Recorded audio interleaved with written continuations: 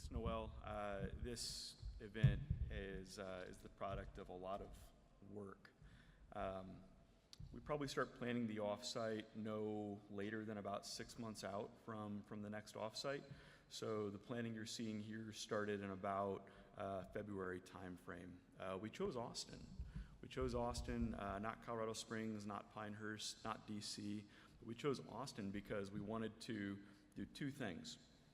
We wanted to move the offsite, one, always closer to kind of where the center of mass is for the TAK community.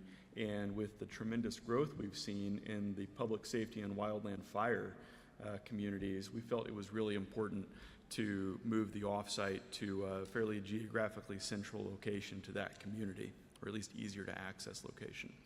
But then we also wanted to bring the product center staff, the offsite crowd, the CSB to Austin because, as many of you know, it's the headquarters of Army Futures Command. And you know, we're not necessarily bankrolled by Army Futures Command. We have a good relationship with Futures Command, but we really wanted to make sure with the investment and the resources that Futures Command is putting in to the Austin area, we at least made an event like this accessible to a large group of technologists from the government side. So why Austin? That's why Austin. I want to thank a few people and a few groups as well before I really get going here. So first of all, to our CETA partners at PSI, and especially to Jeff Talapa. Everything that's really put in place here is done with configuration steering board funding, but it's executed well by Jeff and the PSI team. So thanks, Jeff. I don't know where you are, but you're in here. Awesome. Give Jeff a hand, everyone.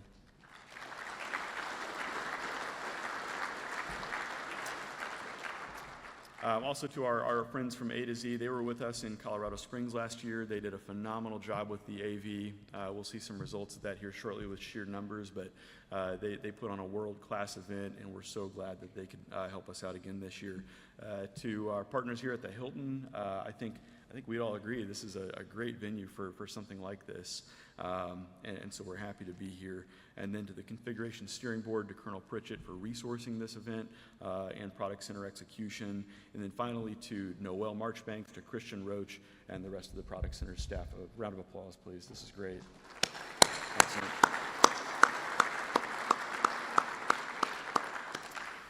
All right, so let's get going. My job here is to talk for a while, so bear with me, but we've got a lot to share. But really it's to get everybody excited. TAK has, I mean, the products themselves, they've come such a long way since the early days. I don't know, if you were doing TAK in like 2009, 2010, there aren't many of you, but how many of you are in the room? I saw Matt Gillen in here, we've got a few, Sean.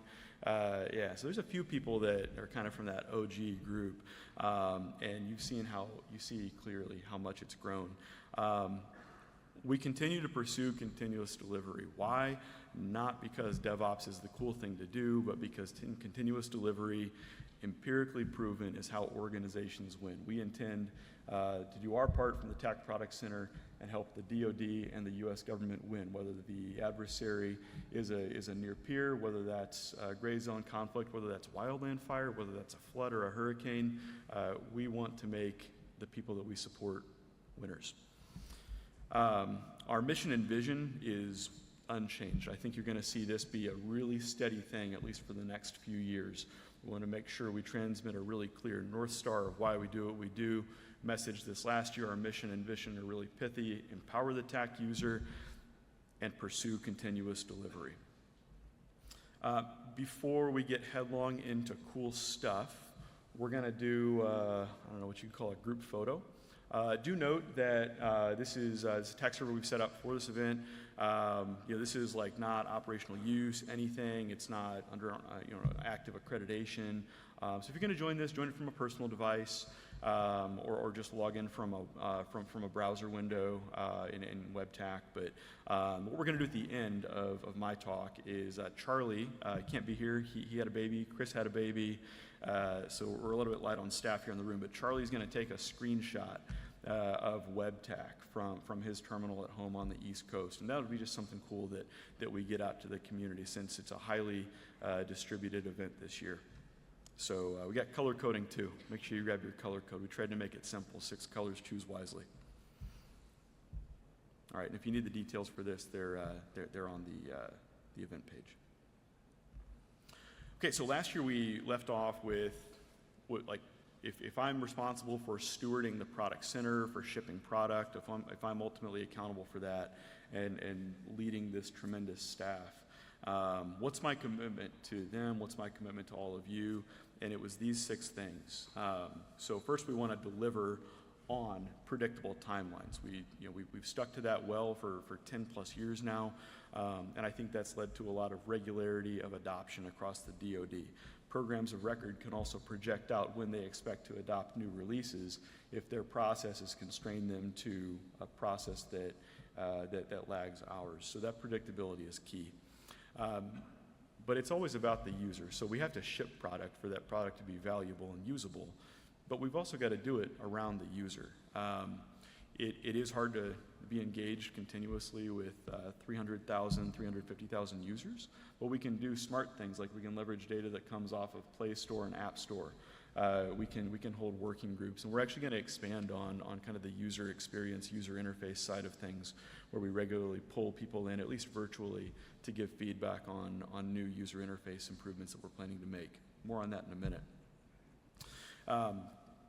You see on TAK.gov, we maintain a platform as a service. I think what I've come to learn, especially as we've evolved it, and you'll learn quite a bit from Andrew Crerar this week. He's got a great talk queued up.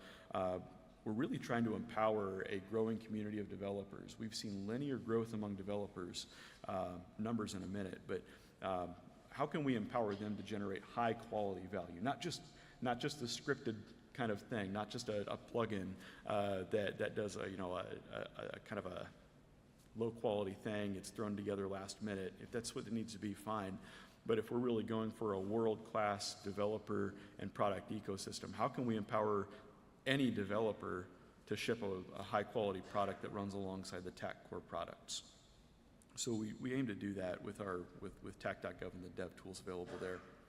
The roadmap is alive and well. We'll see some updates on the roadmap.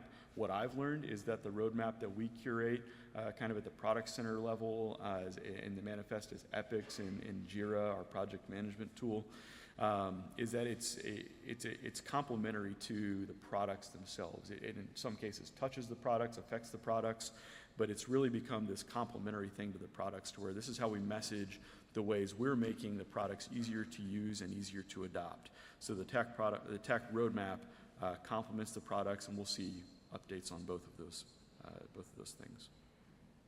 You see, our mission and vision statements are broad, but we believe they're aligned with the national security strategy and the national defense strategy. We believe that even if they're broad but aligned to the NDS and NSS, they're informative, they're important, they're critical, and they're propulsive to those high-level national strategies. And then finally, we're funded. We're not funded by Congress. We're funded by a configuration steering board that believes in the value of delivering usable products that can be connected in novel architectures. TAK is not the only product in most of these architectures that the program offices employ. There's tactical radios, there are commercial softwares, there's a lot of stuff that goes into a production system that includes TAK. Some people deploy only TAK, and that's fine.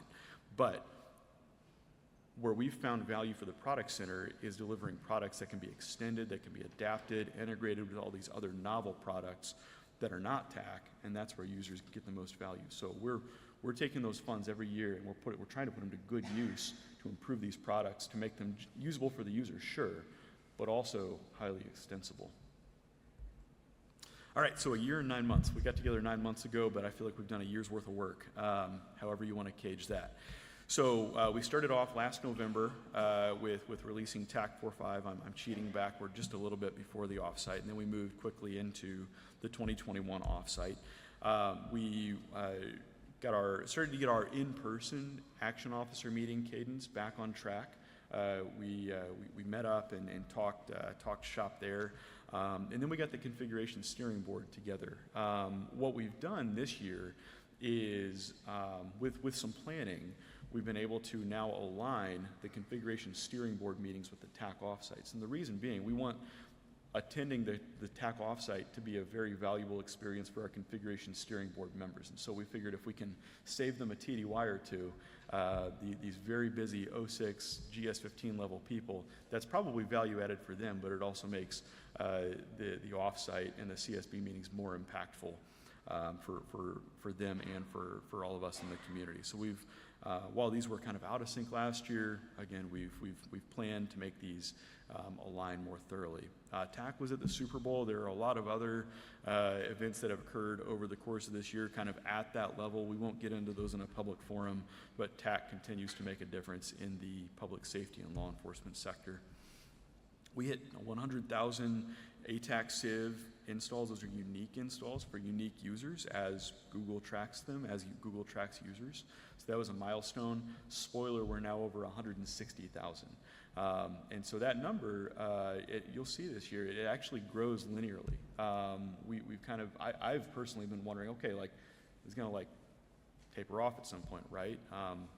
It grows linearly because people use it. We signed a tech transition agreement with WebTech. Now, if you're a user, that probably doesn't mean much, but if you're at a program office, that should be encouraging to you because we've taken this great web-based, browser-based tool that really enables true scalability of a TAK client for the first time. And so, okay, DTRA R&D agrees, we agree, this should be a product that is stewarded by the TAK Product Center. Today, the SOCOM Mission Command Program really primarily funds the WebTech core product, but it's with input and some guidance from us. And so we continue to improve WebTech and make it a more usable product. We'll talk about WebTech more shortly. You see now we're kind of mid-year starting to align these events to get mass at these events where we're trying to make decisions together. So where we get the developers together, get releases out the door. Now we're starting to coalesce these gatherings of people virtually and remotely. And then we got to be careful. Like, we can't take too much credit for ITAC at the Product Center. Give credit where credit's due. This is a DHS science and technology investment, primarily on behalf of requirements from their constituent agencies in DHS, and supported by a great lean team of developers at Syzygy. So we'll hear from the ITAC team during the brief, but our role was minimal there. It was to make sure they had a TAK Product Center distribution channel through the Apple App Store, and making sure that they have the build tools, the CI environments, what have you. So behaving very much in a pure platform team role, not doing the development ourselves. But that's out the door, and we've seen ITAC grow tremendously as well. Again, more data in a minute. SOFIC happened. We had a chance to get the message out about TAK in a highly publicized international environment. I think that was good for the community. We open sourced TAK Server. That was a big deal because now we can do a lot of things with TAK Server that we couldn't do previously. Some people thought we open sourced TAK Server because of events in Eastern Europe. We didn't do it for that. That was maybe a consideration we had. The reason we open sourced TAK Server was actually entirely pertinent to the DoD. If you're going to post a container image to DoD Iron Bank, which is an impact level 2 capability, has to be approved for public release. You have to have a public released product. So if you're a commercial company, you can do that no problem. If you're the government, your product has to be mass marketable if you employ encryption like we do. So we worked through the rigmarole there, did a lot of research on the policy behind releasing and open sourcing software. So the government's open sourced and released software before, including us with ATAC Civ. But what you saw there in June with open sourcing TAK Server, that was a 4-month-long process. A lot of bureaucracy, a lot of paperwork. We're happy to do these things, especially with the result we achieved. But that was a big milestone for the community because now TAK Server is available for anyone. And it's now because we can employ it in Iron Bank, we can release it through Iron Bank in the future. You can now employ TAK Server in the DoD DevSecOps reference architecture, which is a part of the JADC2 reference architecture. So when I say we're shaping our mission and vision to the NDS and NSS, we're trying to focus not just on the high-level documents, but on all the enabling pieces as well. So that's one of our small contributions to the national strategies. The TAK Public Safety Forum happened. Noel mentioned this. This was awesome. This was in Austin. I couldn't make it personally, but Noel and Mark were able to come out, and it was a self-initiated group of first responders, public safety specialists, got together and said, how can we make TAK better for public safety? So we got some really good feedback out of that, and we think TAK is going to continue to proliferate in the public safety community. And then finally, this is where you start to see the action officer meetings and the developers conference, the release calls, the telecons, if you want to call them that, come together. And now here we are in August, where we've now got the configuration steering board and the TAK offsite aligned. I personally feel real confident in this cadence. I feel like by achieving mass of decision makers with the community, with users, developers, program offices, we're probably going to make decisions a lot faster in the TAK community than we've been able to in the past. So we're happy about that, and I couldn't be more excited about the next year and beyond. So let's talk about that. What does progress look like in the TAK community? Talk about the products. Well, you guys know this. They're user-centered, and we think they're always improving. So if you don't have TAK, if you're a program manager and you say, well, my users use TAK, I don't really need to use it. Use TAK. This is your opportunity to use TAK. Take it off your phone after this week. Do what you do, but immerse yourself in TAK this week. We've got that server up for the event. Play with it. Try to break it. We always want crash logs. We don't get many these days, but we always want feedback on the products. Get TAK. This is how we make it better. People using it, people giving us feedback. This is a preview of the future. We have seen some really good commercial distribution means. If you've gone through tak.gov, you know that finding products can be kind of confusing. We don't want finding products to be confusing. If you come to tak.gov, you're probably on a mission to get something from us, and we're cool with that. We want to make getting something from us easier, whether that's an operational TAK server, a group on an existing TAK server, or one of these products that we're releasing continuously. So taking a page out of the commercial world, we operate often as a software company within the US government, so why not take a few cues from that space? We think there's a better way to make the TAK products available, and this is one idea. Now let's talk about the products themselves. Lest we focus too much on continuous delivery itself, we might forget about the features and the innovation that's required to really make these products better all the time. So we want to be really emphatic about what we're doing to make the products better with the community in this forum. Let's talk about ATAK for a minute. Who's heard of Arsenal? Does that name resonate? It's not really a household name yet in the TAK community. Let's make it that. Arsenal, you're going to see on the next slide, is excellent. It's a design system.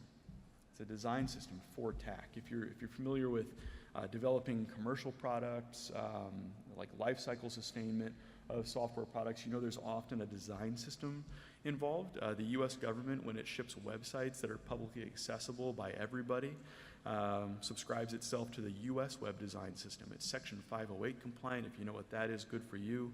But we employ in ATAK the Arsenal design system for TAK. Now, we think Arsenal has big potential across the TAK core products. We're also interested in ways to make Arsenal more accessible to plug-in developers.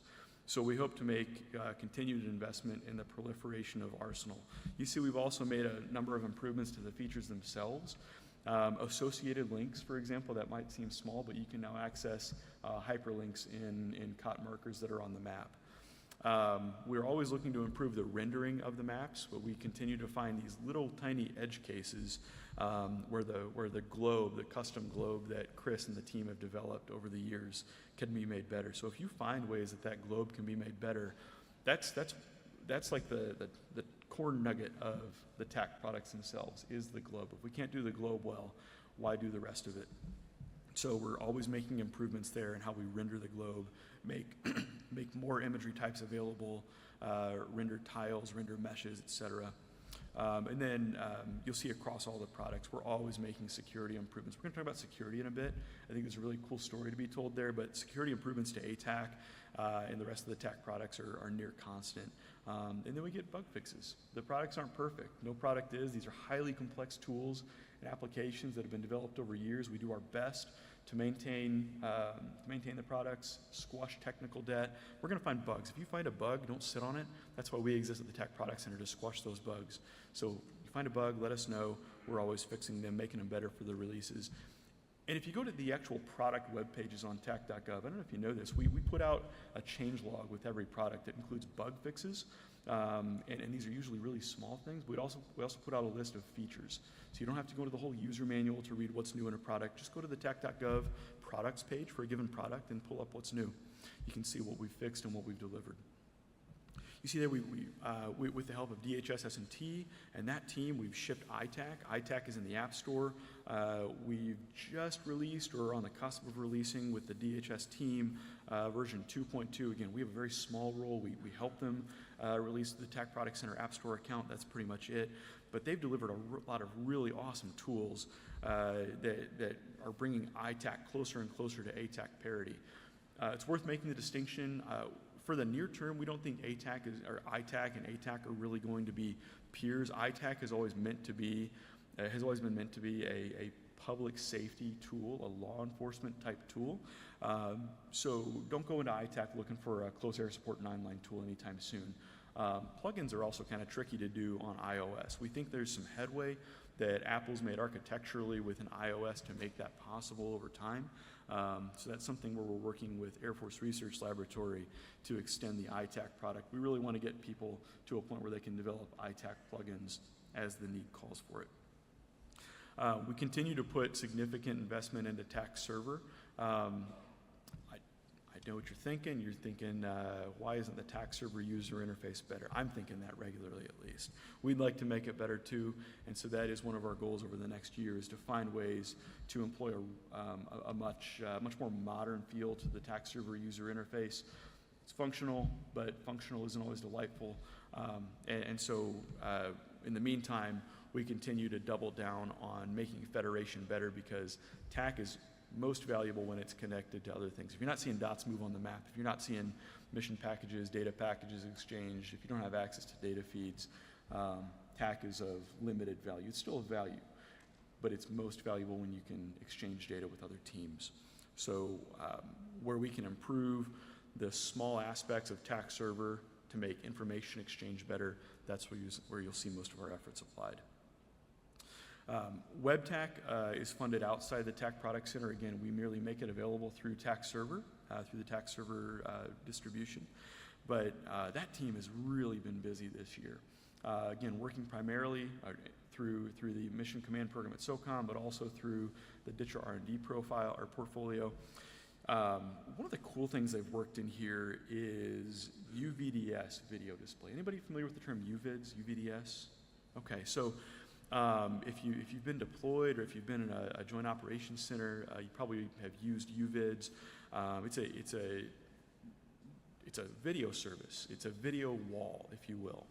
You pull up the UVDS website, typically on a classified network, and you see all these different ISR feeds that are piped in from all over the world, or a given AOR, and you see these video feeds on a web page. That team has actually exposed those video feeds, if you can reach them on your network. So now you can actually pull in this wall of video feeds, expose them in the web UI, and then see the metadata. So we've all seen metadata displayed in ATAK from a video feed, but now you get that rich, very deep library of live videos, live ISR feeds. Now you can overlay them on the map as well in WebTAK. So WebTAK's got a lot of potential. Things that we can only do in classified environments with commercial products, now we're starting to begin to do with WebTAK in a highly distributed fashion. So pay attention to WebTAK. And then finally, WinTAK. You see TACX is not up here. TACX is still very much in kind of a build-up phase where we're doing some major muscle movements.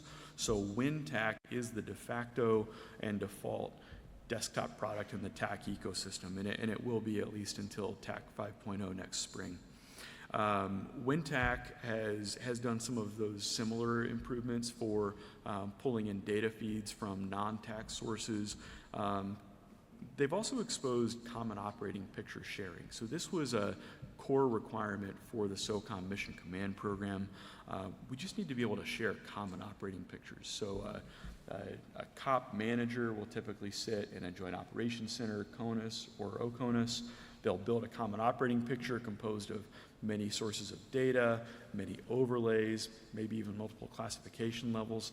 And so the users said they needed to expose common operating pictures and be able to share those pretty seamlessly. TAK a year ago seemed like a good application for that. And so the WinTAK team has done a lot of really neat work in support of that now operational level of warfare. So where we typically focus in the TAK community on the tactical level, the edge application of TAK, now we're starting to see TAK proliferate upward in the echelon where we see warfare managed at the operational level through TAK. Arsenal. We're not going to get too far into it here. If you want the link to just go check it out in Figma, it is publicly available. This is really cool, though, what the team has done. They've created a soup to nuts user interface specification that we're gradually working through in ATAK. We look forward to applying Arsenal, expanding it, adapting it to desktop and other user interface formats. But it's highly modern, it's meant to be intuitive, and it's meant to give the user a very modern, world-class application experience. Has anybody used Arsenal? Have you applied Arsenal to a TAK plugin or a core product? I think it's pretty limited in its scope right now, scope of usage, but we hope to see that proliferate in meaningful ways. Let's talk about user growth. TAK.gov, we see linear growth. TAK.gov, we see linear growth. ATAK Civ, we see linear growth. And then across programs of record where the fielding decisions are much broader in scope, we tend to see that exponential growth that Noel mentioned. So TAK.gov, I think last year we were excited to be at about 6,000 users. We see about 50 new users join every day. My math might be a little bit off, but today we see over 15,000 users, registered users on TAK.gov. That doesn't necessarily equate to an operational TAK user. So like user counts in the TAK world are really tricky because we have, through programs of record, many users whose devices will never see a system like on TAK.gov where we can track user count or Play Store or something like that. Vice versa, the users that we count on TAK.gov are often not operational users. They often are, but we get a lot of developers, we get a lot of program managers, engineers, that type thing. So our point here is not to illustrate the total holistic count of TAK users. We're employing a way on TAK.gov to make that count more accurate through the login process. Actually, if you've seen that, you know what I'm talking about. But we see TAK.gov users continue to enroll on TAK.gov, and we also see the number of developers, projects. We've run over 100,000 pipelines, discrete pipelines on TAK.gov dev tools now, which it sounds more substantial than anything, but the fact that pipelines are running continuously, almost around the clock, and making these products high quality and continuously integrated, I think is a big deal. So the point here is we continue to see the platform grow. That's fueling the growth of other things like the cost of our cloud infrastructure. That's an interesting problem that we're working through with the configuration steering board. So we see continued demand and user growth. Hey, we could say TAK.gov should be a pay-to-play thing. I think everybody in here would agree we should always make TAK.gov an open capability. Anybody who needs to develop, register, et cetera, should be able to do that. So it's an opportunity more than anything. ATAK Civ continues to see linear growth as well. Again, one of those things where we say, well, my goodness, isn't this going to kind of level out at some point? We don't know. People keep downloading it. And this is a question that I asked to the team. I said, are we certain these are unique user installs? Or are these people like taking it off their phone, next month they need it again? No, these are actual unique user installs. These are 140,000 unique users across the world. People in countries that we don't have a relationship with at TAK Product Center are finding use cases for TAK, which is really cool for the civilian publicly releasable capability. We've seen our ratings kind of stabilize at 4 stars, which Getting back above 4 stars was a very recent thing. If you go into the Play Store, it'll say like 3.7 or 3.8. This here is a more up-to-date count, kind of behind the scenes. There's some other math that goes into that I'm sure Sean could explain to you if you really cornered him. But this is the kind of the behind-the-scenes data on what we ship in Play Store. And then iTAK. We can get great metrics on iTAK as well. One of the best things about shipping apps through commercial app stores is we get really good fine-grained data. And so both Play Store and App Store Connect for Apple App Store give us really good insight into these products. So iTAK was released on April 7th. We're here, 4 months and change later. 68,000 users have adopted iTAK. That's huge. And so we give immense credit to the S&T team for building a product, a really focused, concerted effort on quality. You see 753 crashes across 68,000 users. The reliability rate there is almost zero, or crash rate there is almost zero. So tip of the hat to that team. We're looking forward to expanding that partnership further and hoping to do our part sustaining that for the community with them. How many of you have viewed a video on tak.gov? I have. All right. So these are, it's a misnomer. This is actually video downloads. This is not even video views. This is just discrete downloads of videos. This is meaningful to, I think, the offsite, the people who put on the offsite primarily, because we know that the forum that we're putting together has value. People download these videos, they watch them, they use them, they get smarter on TAK. And so we're just happy to be able to provide what we think is a world-class multimedia and training experience. We're also looking to make this better. Think, for example, what would it be like if we took these already publicly releasable videos that are owned by the government, made them part of a Udemy course? Who wouldn't love to have a certificate or a badge on their LinkedIn or something like that that says, I've done the soup to nuts ATAK advanced user course, and here's what I have to show for it.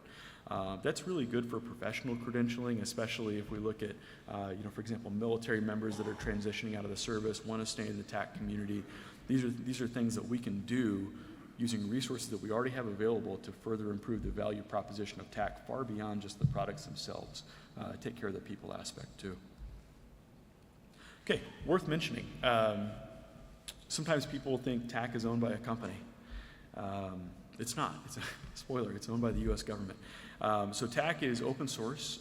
There are a few caveats to that. So open source, where ATAK Civ or TAK Server is truly open source to GitHub, or the more traditional model of government open source, where if you have a legitimate need to access the source code, even core source code, gladly grant you access to that with your program's concurrence. But then the plugin space as well. If you choose to make your plugin open source, we'll help you do that within the confines of tak.gov. It's government off the shelf. People use it off the shelf for very novel architectures. People will configure these things differently. If you've configured TAK, you know that there are a lot of ways to configure TAK. But if you're configuring TAK, you're still using the TAK product that you get from tak.gov or Play Store or GitHub or what have you. So we take a lot of pride in people being able to use these products off the shelf and being able to configure them for the mission they need. And then finally, unlimited rights. This is a foundational aspect of TAK. So this precedes this decision to make TAK unlimited rights precedes my time in the TAK community by several years. I got on board in April 2013 at AFRL. The decision was made long before that. TAK will always be unlimited rights. The core products will be. Now we support mechanisms for the community to develop proprietary plugins. We respect CIBR data rights, for example, and the changes that have happened there recently. We make a third-party pipeline capability available. If you're not familiar with that, it's a wonderful complement to unlimited rights. We've historically inadvertently kept a lot of small businesses at bay because of the unlimited rights position on the core products and, for the most part, the plugins. Third-party pipeline is really, really cool, and it allows like a new level of engagement with the small business ecosystem.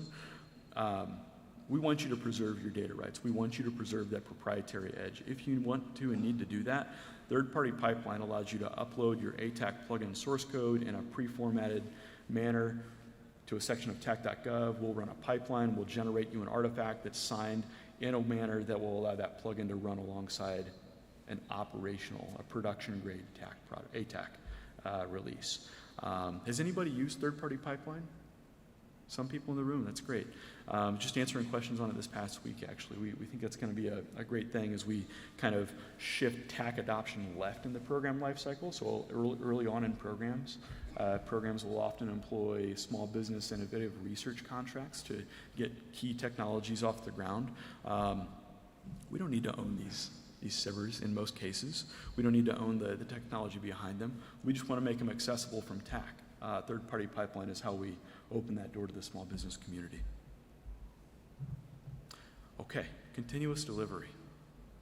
It's a smoke jumper, by the way. We said wildland fire is growing. That's a smoke jumper. This is a kind of I can't help myself, I'm an engineer. This is a systems engineering level view of how we ship product. It might look a little bit complicated. I think when you pull back the curtains, it's less complicated. So right now, today, a developer of any of the TAK products will commit code. That code will run against a pipeline in GitLab, Jenkins, or on Xcode, which we actually run on-prem on Mac Minis. The artifact will, in the case of everything but ITAK, will go to Artifactory, be manually picked up. It's a pain point of ours. Be manually picked up out of Artifactory and dropped into Google Play Store, or we're on the cusp of Windows Store. Or we'll ship TAK server over to GitHub, or we will take it from the S3 to the TAK products section of TAK.gov. From there, the products will make their ways out into the end user. The short story here, folks, is for us to really master continuous delivery, we've got to make every one of these red arrows green. We've got to automate every one of these processes. Where there is a manual process to deliver a TAK product, that TAK product delivery process has to become automated. So that becomes investment that we make, that we consciously make, and we're making that investment now. We will continue to make that investment. Picking up the latest TAK product should be second nature, should be incredibly easy for anyone in this room, for any of your users, and even people on those far edge networks that are fairly disconnected. We've implemented the DoD DevSecOps reference design almost entirely. This is a big deal because when we implement the DoD DevSecOps reference design, Andrew's going to give a phenomenal talk on this, by the way. When we implement this design, we're not just implementing a design that aids and abets the proliferation of JADC2 and TAK in JADC2. We're also implementing cutting-edge, modern cybersecurity across our whole development stack and across the entire platform as a service that we make available to the community. This is not our design. This is a design put together at the DoD CIO level by some very intelligent people. This puts us in a category of software factory with the top players in the DoD. We have a resource, though, at the TAK Product Center and the TAK ecosystem that is unsurpassed, which is the sheer number of users that we support. So where we've seen TAK Product Center evolve to over the past year is not just shipping product to users, but also maturing the platform as a service through which those users receive capabilities. So you're going to see more progress on this over the next year, too. We can do things to tighten up the security of the developer experience. If you're a developer, you know that the way you get source code from tak.gov to get.tak.gov is just an HTTPS-based clone. We don't really have a way of managing that endpoint, securing what data comes across that endpoint. So we intend to improve that experience. It should all be seamless to the user. Places like Platform One with the Party Bus platform have done a great job of that. We intend to make that an equally seamless but secure experience for the TAK community. Why are we doing this, though?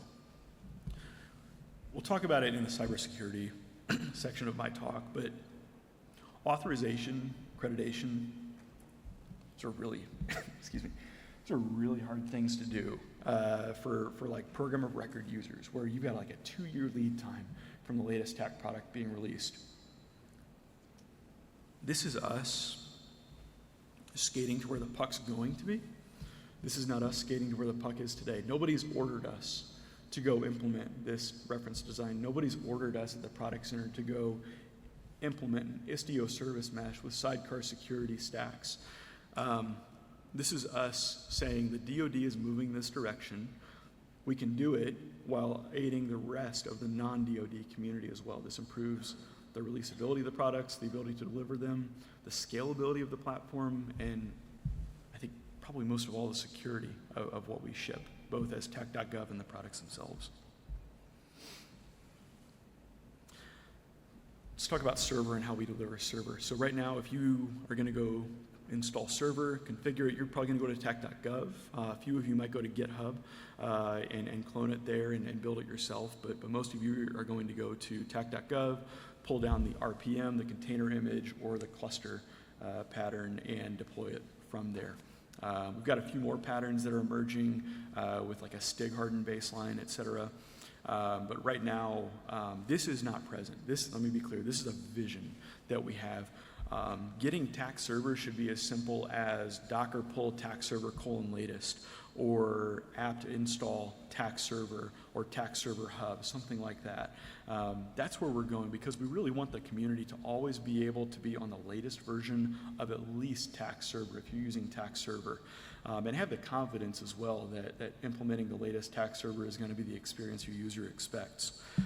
Some of these like distributed environments that we're seeing come online with the DoD now and cloud providers are really exciting. There's a team forward in Hawaii right now figuring out how to lay down an OCONUS Impact Level 6 edge compute platform. That's a really big deal, folks, because right now the provisional ATO for cloud says no Impact Level 6, no classified workloads outside the contiguous US.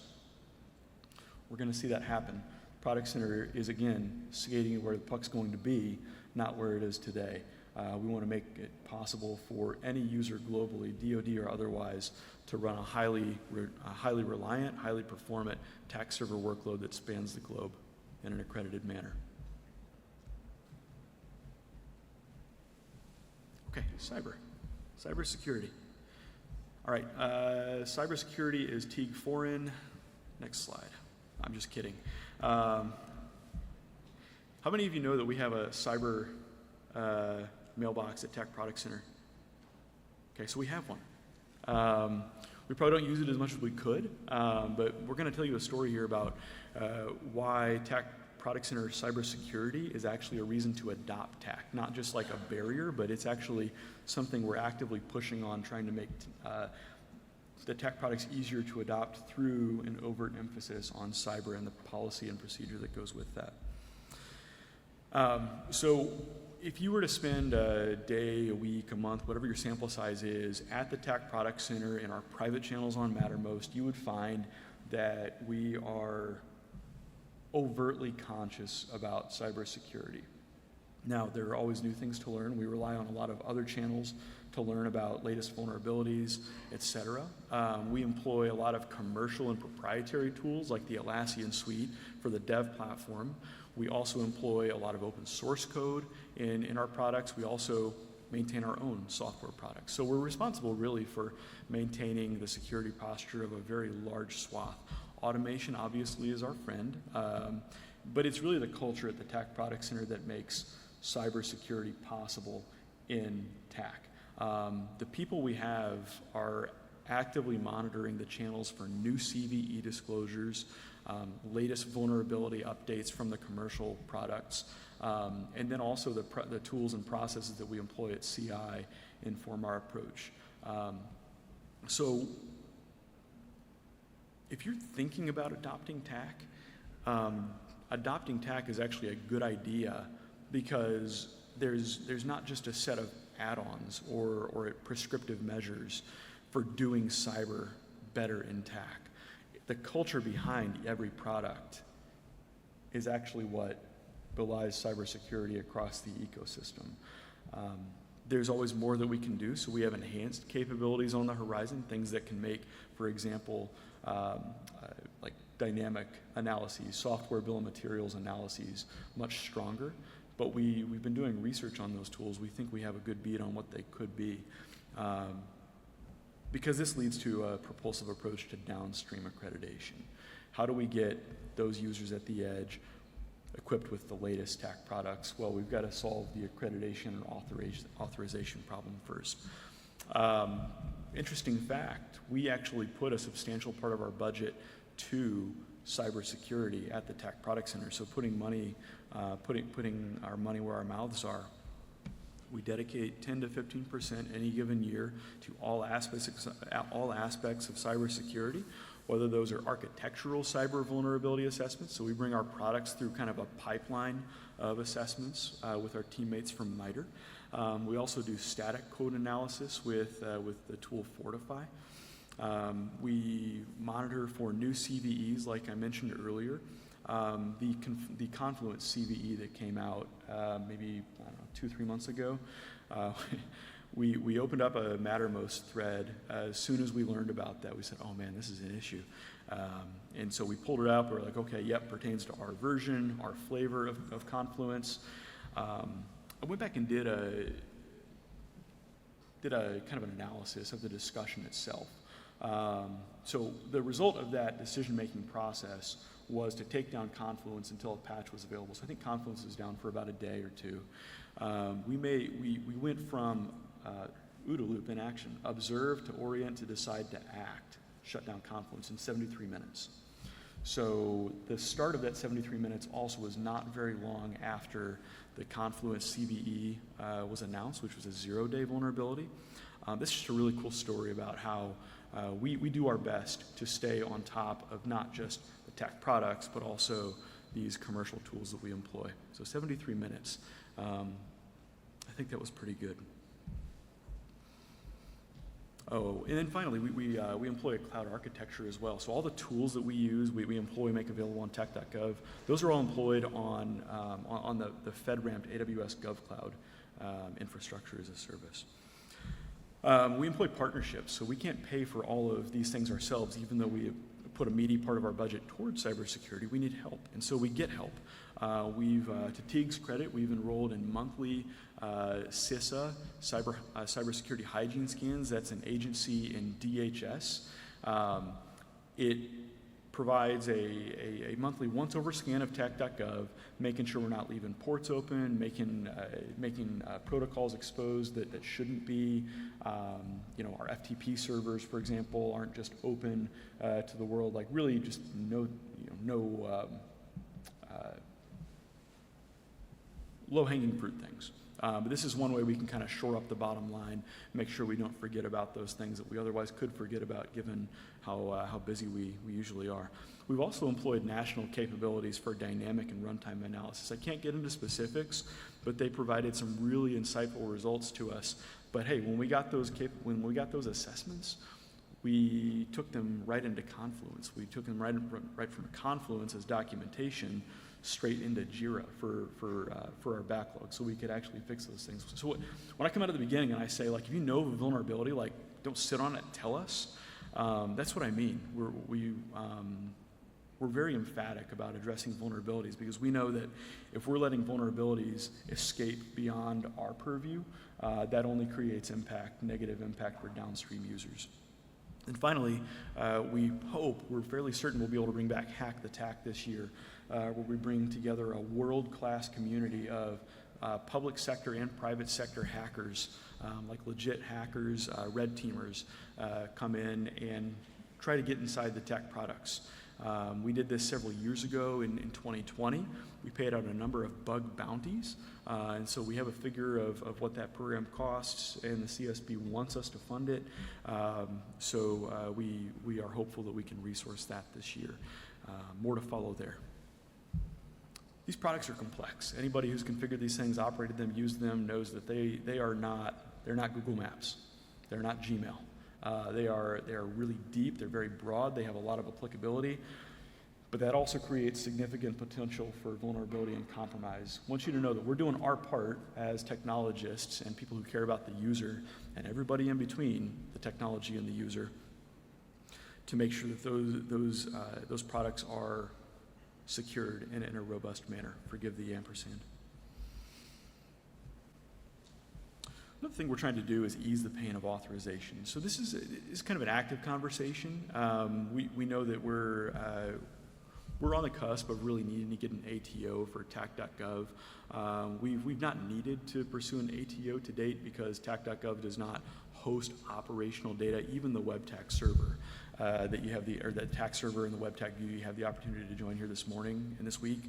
This is not operational data. And by the way, if you're an operational user, don't connect to that server. You shouldn't be anyway. But we know that in order for users to have the latest TAK product, organizations have to be in a position to ship the latest product and ship a secure version of the latest product. So what we find across especially DoD programs of record, let's take the opportunity to call ourselves out in the DoD, we're not good at shipping latest software products. Like places like Kessel Run are phenomenal at it. By and large in the DoD, we're really bad at that. Why? Well, there's a lot of reasons for that. Some of them are up here, but there are many more. We end up with super long latency from code commit to production. We're trying to help downstream program offices with that.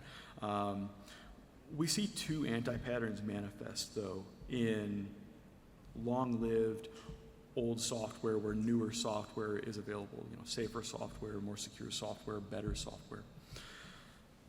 So waiting 2+ years to deploy the latest version of TAK, whether that's just server or some of the backwards compatible products, it really holds users back from better features, but also precludes them from security enhancements as well. What we're doing there is we're really kind of running against the grain of what the community calls the DORA metrics, so the DevOps Research and Assessment metrics. The DORA metrics, you see them there: deployment frequency, deployment latency, mean time to restore, change failure rate. So 2 speed metrics, 2 quality metrics. We're typically really good at the quality metrics in DoD because developmental tests and operational tests are so painfully long because they're highly manual. But when we leave products in the wild for a long time, forget about security, we're prolonging our transformation to a world-class software organization as your own PMO or PEO or the DoD as a whole. There are ways to get better at this, and we're trying to do our part of the product center by just easing the security and the accreditation burden of achieving high deployment frequency and low latency primarily. But also vulnerabilities stay in the wild. There are vulnerabilities, and you see up there above 3.11, those were nixed a long time ago, and yet 3.11, 4.1, 4.2, these things are still in the wild. There are reasons for that, valid configuration management reasons, better configuration management for large groups of users. It is an investment, it costs money, and it's hard to justify. Like, believe me, we empathize. We're trying to find ways to maybe help baselines like that stay on older versions, but have higher confidence in backwards compatibility, maybe the security of backwards versions. Now, that takes investment on our part to patch old versions, put them through test. We'll get into a minute where that might be possible. So our approach is simple. It's lean in, like with these program offices that want to move faster. Like if you're from a DoD program that wants to ship product faster, we're here to help you from the TAK end. If you employ TAK in a configuration that is currently at the DoD mandated, like software acquisition pathway, deliver software once a year, like we can do better than that, especially in TAK.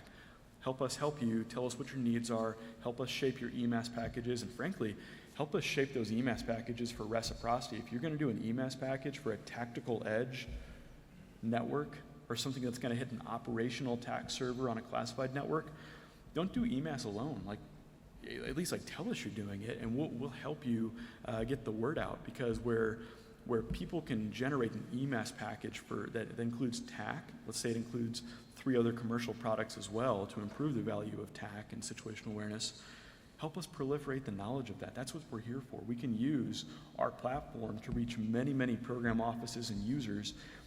If you're accelerating a process somewhere, we want to help accelerate that process for others too. But we might also get into the business of EMAS ourselves Jury's still out on that, the return on investment there, but that could also be a valuable thing for the product center to take on. So just expect updates on that over the next few months to year.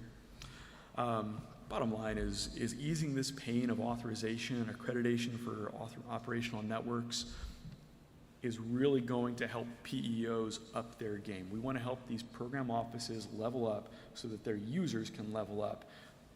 If we're going to get into a high-end fight, which we hope we don't, I mean, honestly, we hope we don't, but if we're going to get into a high-end fight, like, do you really want to be stuck on TAK 4.2? I don't want a user to be stuck on 4.2. I challenge you, if you're a PEO or if you're a PM in this room or online, challenge you to think about ways where you can accelerate the delivery of TAK. What are the things that we can do to help you accelerate that change as well? Okay. Don't worry, we're on final approach here. So some challenges and opportunities. Ever the bureaucrat, I've chosen to couple every challenge with an opportunity. Call me an optimist. So we just talked about this, the burden of accreditation. Reciprocity can be a strength. These products are central. That's the beauty of the CSB and the TAK Product Center being peer bodies, peer organizations. We take on that burden of configuration management in an agile approach that allows many offices across many program office stovepipes and requirement stovepipes to share the same or similar capability baselines. Let's not lose sight of that. Again, if you're going to accredit something, let's help others accredit something that looks like what they're doing too. Okay, quality plus speed. If you've read the book, Good to Great or Built to Last, the authors talk about the tyranny of the and. There's often two things that we need to do, but we are often forced into choosing the or. We don't want to choose the or at the TAK Product Center. We're a software organization. We have to do quality and speed at the same time. We'll talk about where quality is coming into play in a big way, but we have to be able to do both at the same time. And so where you're seeing us do this is investing in automation, primarily across the development platform, but some other investments too. TAK, when I started doing ATAK development back in 2013, there was some automation, but doing the first SVN clone from atakmaps.com or atakmap.com, getting it to build locally, like that was really hard. We've made a lot of strides there. It's a lot easier to do that, but it's still not perfect. So that's like at the local level, at the integration level, at the cloud level, platform level. There are a lot of things that we're doing right now to make automated test better, to make the build process better, to really compress build timelines too. So that's somewhere SIBRs we think are going to help us in a big way. There's some great technologies out there that can help us. So we're just trying to make all aspects of the TAK development process better so that we can do quality and speed together with all of you.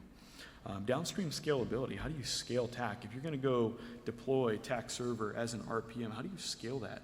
Wouldn't you like to do cluster deployment if you know you need to scale from 100 users 1 week up to 10,000 users at an exercise that's going to last a month, and then scale back down to the kind of the group or battalion or squadron level the next month? There are more intelligent architectural approaches we can help the community leverage. We think infrastructure and code, compliance as code, these are modern things that the real world has been implementing for years. What you're going to find this week as you listen to talks on tak.gov, our dev tools, TAK server, we are really leaning into these modern technologies to make downstream deployments of TAK server, maybe even downstream deployments of tak.gov. So think about that, deploying tak.gov on AWS Outpost or Azure Stack, something like that. That's a big deal. Now you're taking the products with you, the development platform with you potentially. It's down the road, but things to think about. We can make TAK a lot better for the community and a lot more scalable. We've got to put the investment in now. The commercial world can just innovate so much faster than we can. I heard a story this morning. Commercial company invested $100 million, or a VC round, put $100 million toward a startup that serves 800 users. 800 users, $100 million. Yeah, big difference, right? Let's not do math in public, Ryan, but like how are we going to outpace commercial innovation in things that could compete with the TAK products erode at the value of an unlimited rights ecosystem. By no means do we want to be seen as competing with businesses. We aim to enable and facilitate integration of commercial products, proprietary products with the TAK products. That's where magic happens. But we also have to make sure that the TAK products, which have this innate value proposition of unlimited rights, open source, good products, rock solid products, how are we going to continue to improve the value proposition of them?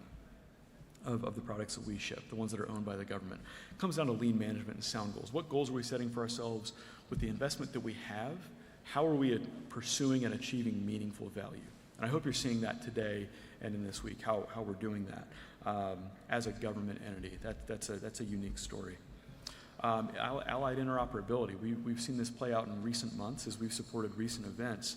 Allied interoperability is going to be huge. When was the last time you showed up, if you're a user, when was the last time you showed up to an exercise and everybody was on the same sheet of music? No, everybody brings their own situational awareness product from their own vendor, their own country, their own lab. Hey, that's fine. Like, we're never going to foist TAK on people, but where people choose to use TAK, we've got to make sure that they're interoperable. ATAK supports 10 different languages. So we're talking about modular open systems architecture in a really novel way at the language level, the spoken language level.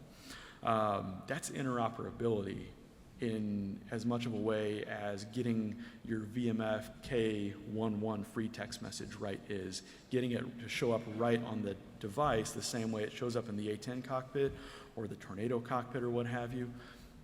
We're doing interoperability in a way that I think really transcends the way we approach it by MIL standard. We're approaching user interoperability across the Allied space, okay? But we can augment that through a multinational developer platform as a service, the dev tools that many of us use in here. And we do have a few foreign partners present this week who we want to empower to develop the same way. We can't empower foreign partners to develop right now. That's a tremendous hurdle for us to get over. But we know what the path is. It's creating a multinational working group. I think we're going to do that in FY23. We're set up well for it. We've got the buy-in for it, and we're on the cusp of being able to make it happen. That allows our foreign partners to develop TAK just the way we do in a kind of a separate environment. Okay, and finally, public safety adoption. This comes down to us putting resources where they need to go. We're working with our friends in the federal law enforcement community to really make this happen. We know what the features are that public safety users need. They don't need the full ATAK that an infantry member might need, that an infantry user might need. They need a slightly different, thinner version of ATAK. We think there might be a path to delivering that for public safety. If we can do that, we think that public safety adoption is only going to improve. Let me be clear, we don't pursue user growth. I've talked a lot about user growth. We don't pursue user growth. Like, that's not our North Star metric. It's something to measure ourselves by, sure. We just take it as a sign that we're delivering a usable product. Simple as that. None of us are measured on the number of users that we acquire at the TAK Product Center. My civilian evaluation is not contingent on meeting milestones of users. Nobody at the Product Center has that. We use that as a benchmark for how we're shipping usable product. Okay, future of TAK. Speed of relevance. That's a common term nowadays. Let's talk about the roadmap quickly. Been on stage for what? How long, Noel? An hour, all right. We'll wrap up here. I told you it'd be a minute before I got off stage. Don't worry, we've got an awesome keynote talk on artificial intelligence queued up, so get your coffee, but this is gonna be a good one. I'll wrap up, land the plane. Okay, so we continue to see really key investment from Air Force Research Laboratory, coincidentally, on artificial intelligence and machine learning adoption. To my knowledge, there have been no operationalized machine learning models deployed in the TAK community. Now, that's for a number of reasons. If you're going to do machine learning well in an operational setting, you've got to be really good at aggregating data, because if you're just guessing, I mean, you can synthetically generate data to train your models, but that's probably not the best way. If you're going to generate synthetic data, you also need to augment it with real-world data. We're working with AFRL on how we extend the watchtower mobile device management capability potentially to aggregate data. We think that's a really natural way for the TAK community to start to leverage operational data to shape models that are then deployed as revised models, updated models across a TAK network. We think there's some really exciting possibilities there. Like I said, we're always looking to improve the developer experience. We've delivered both diagrams, so that was an investment in a commercial capability, as well as simplified onboarding.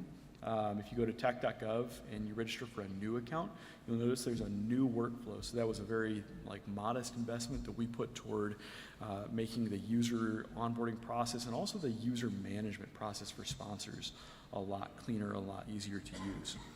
Plus it takes workload off of Charlie's plate, which is always a good thing when we can free up Charlie to do good things. Everybody knows who Charlie is, right? Charlie's for a long time has been the man behind the curtain at support at tak.gov. Carries the load on a lot of stuff. We've been able to help him out with some additional labor lately, but we're taking manual workload off of people at the product center when we automate things, and that in turn improves the experience for all of you. Always improving the DevOps tooling, the DevOps philosophies that we employ. You'll hear more about that this week. Enterprise delivery is something that we've talked about at length here. We want to make it easier for the edge user, the tactical user, the operational user, network admins to employ and deploy and update these TAK networks. So we've got quite a bit going on there, both internal and across other programs. We're pursuing TAKX feature parity. We're also working with DHS to pursue some level of ITAC feature parity. Again, we're not looking at an ITAC mill anytime soon, but we think it's a possibility. So maybe at next year's offsite, we've got something cool to show you. From a security standpoint, both like the user security side, the client side security, as well as network security, you're going to hear about something called DARPA Share this week. I'm not going to spill the beans, but DARPA Share is going to revolutionize the way we do information sharing on TAK networks at the tactical edge. The bottom line is if you're used to doing data sync on TAK server, imagine having that where you only have access to a mesh network. Yeah, data sync on a mesh network is the bumper sticker for Share, but there's a lot of other cool stuff that's going on there, so we've got a good story to tell. We think there's possibility for commercial certifications. We're actively working on how to pursue that. And then we continue to find ways to roll out Arsenal in small batches across the TAK products. A lot more up here. We're not going to get into all of it, but a quick update. I think there were no updates on this slide yet last year because we had just started building up kind of this multi-year roadmap. We're pretty satisfied with the way the roadmap is going, though we're starting to deliver meaningful capability for the ecosystem. Let me tell you about our automated testing approach. This is in flight right now. The 4.8 release is going to be really boring feature-wise. I'll be upfront about that. You should view that as an okay thing. One, because the plugin architecture, the plugin ecosystem is alive and well, but also because we really need to master automated test if we're going to achieve continuous delivery. So automated test has long been elusive in the TAK community. Automated test has been minimal at best, but now we're starting to put real investment toward both automating many tests ourselves and also enabling developers to automate these tests on their own. So there's some basic steps we're taking, like just knowing the status of these builds. And being able to have goals for ourselves, like where are we going with automated tests, very foundational steps. But now this is where it gets real. How do we know these tests are passing? Like any modern software organization probably knows the status of their testing. I can't say the same for us in recent years. We're putting a lot of time and effort in the 4.8 release cycle, which concludes in the October timeframe this year, into automated tests. So at the unit test level, the integration test level, the functional test level, we probably won't get to full end-to-end tests of like all-up architectures this release, but what you're going to see is not features, you're going to see far improved quality of these products. We should always know whether a build is breaking because of a change that we made to core. I think this also accelerates our ability to make changes to core, which is only going to benefit the user. And then finally, investment in I think the more expensive kind of testing, which is functional testing, UI testing. We're investigating some neat tools right now that we think are going to make that process easier and better. Each of you, whether you're a user, program manager, you should have confidence that the product you're fielding, that you're shipping is high quality. Again, we're doing our part. We're lifting at the beginning of the process, pulling that burden left, skating to where the puck's going to be, whatever phrase you want to use. We want to make it easier to ship product through downstream program offices that are tasked and equipped to ship product. Okay, and finally, we're really trying to grow our TAK Product Center organization. We have probably about 10 to 12 full-time developers at the TAK Product Center for a 350,000 person ecosystem. That's a low ratio.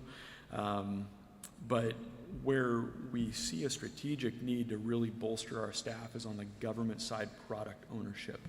You see there the red dots. We do intend to hire additional product owners for products that we really we ship, but we don't necessarily steward in the weeds with teams. We've seen really effective models employed across government where the most effective product teams are kind of helmed by a government or possibly CETA product owner, where that product owner is officially and formally tasked and equipped to give daily guidance and direction of work on those product teams. That product owner can speak for the government, for the user, in a way that frankly a vendor side product owner just really isn't empowered to do. So I'd say keep the expectation on us to expand our product owner staff at the product center, because if we can grow our product owner footprint, then we can start actually bringing more developer labor in-house, provided we're funded to do so. Okay, land the plane.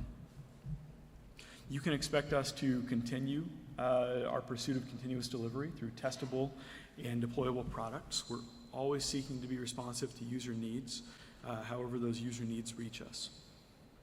Expect increased feature parity across all the core products. We expect you to be able to go from on mission to the jock or to debrief or what have you, with a consistent user experience. Expect us to also pursue, this is in flight right now, a continuous ATO or a more flexible ATO, but an ATO nonetheless, through a high-level organization like DISA. There's some cool stuff we're doing right now with the hosting and compute center at DISA to pursue pre-accredited infrastructure as code for TAK server with our Kubernetes deployment patterns for cloud-native architectures. We're leaning into that with the belief that for security and quality purposes, all users should be able to be on the latest secure and stable build. Provided the return on investment is there, like it has been with ATAK Civ and TAK Server, expect us to pursue open source for our non-ITAR platforms. This really opens the envelope of JADC2, situational awareness, and maintaining situational awareness across all domains in a joint fashion, all domains including space and cyber too. The proliferation and recent exercises of assets in the space and cyber realms is real. It happens. It exists. And I think where we formerly see kind of a myth of non-kinetic effects, let's say on a call for fire, now we're starting to see non-kinetic effects become real on call for fires in the close air support realm and in the fires realm. We need to be where that community is going to be. We need to be headed to where the community is going to be. And these are ways that we're doing that exactly, skating to where the puck will be. And then finally, hard to do allied interoperability if we're not empowering allies to develop for themselves. There have been some amazing open source derived development efforts. We want to empower those allied partners to ship product alongside the TAK Product Center and the US TAK community. Can't just be us. It's that old African proverb, You go faster alone, you'll go farther together. I mean, we've seen that for 10 years now in TAK, and we're only going to go farther the more doors we open for the community. So, friends, this is where we're headed. TAK being the Allied Forces, not just U.S., not just DoD, TAK being the Allied Forces platform for information dominance. Encourage you to focus on that North Star with us. We're doing a lot of heavy lifting at the Product Center to make these things possible. We feel like we have good connectivity across the DoD ecosystem at the execution level of program offices, the more novel parts of DoD, software and innovation. We're going big. We think TAK should be in every operational user's hand, and this is how we get there. I'll be happy to field any questions.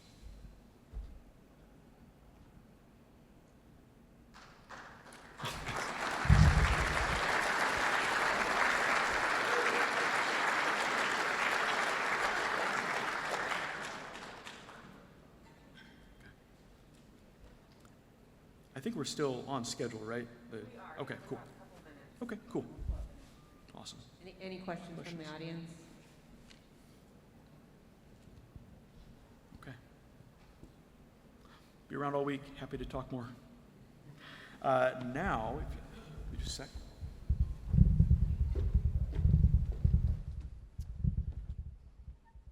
Let you get that pulled up. I'll give introductions here in a while. I'd like to introduce two gentlemen who are going to give our keynote. I'm really excited about this. So Sergeant Major retired Eric Ross served on active duty for 24 years in U.S. Army Special Operations Command, USASOC, where he worked in a variety of technology-related roles. Eric began his career at 1st Ranger Battalion, 75th Ranger Regiment, before being assigned to U.S. Army Special Operations Command at Fort Bragg, North Carolina. While at USASOC, Eric stood up and led USASOC's next-generation identification and awareness efforts, which focused on incorporating artificial intelligence at the tactical edge. Prior to that, he spent 2 years as the Operations Sergeant Major for a forward-deployed Joint Special Operations Task Force in the Middle East. Between 1997 and 2020, Eric deployed in a variety of operational roles and leadership positions, including multiple combat deployments to the Middle East, Africa, Asia in support of operations Enduring Freedom, Iraqi Freedom, and overseas contingency operations. Eric earned his MBA from the Massachusetts Institute of Technology. After retiring, Eric worked in management consulting before his current role as Chief Operating Officer at an Austin-based technology company. And Dr. Jim Ribesco is CEO and a co-founder of an Austin-based artificial intelligence company. He is a board member for a leading financial intelligence firm and served as a consulting member of the Army Science Board. Prior to founding his company in 2018, Dr. Ribesco worked at Virtu Financial, a leading electronic market-making firm, where he led trading and data science teams as a partner in the firm. He was instrumental in building Virtu's capability from the beginning in data science and analytics and played a critical role in that firm's IPO in 2015. Dr. Ribesco has been engaged with the Federal Reserve Board, elements within the Department of Defense, the United States Military Academy, and others as a recognized subject matter expert in both AI and its applications to various industries, including finance and national defense. Dr. Ribesco earned his BS in physics from the California Institute of Technology and his PhD in computational neuroscience from Northwestern Technology. So I'm really pleased to introduce you to Eric and Jim. As you surmise, we're really trying to kickstart interest in artificial intelligence and the TAK community. No one's asking us to do this.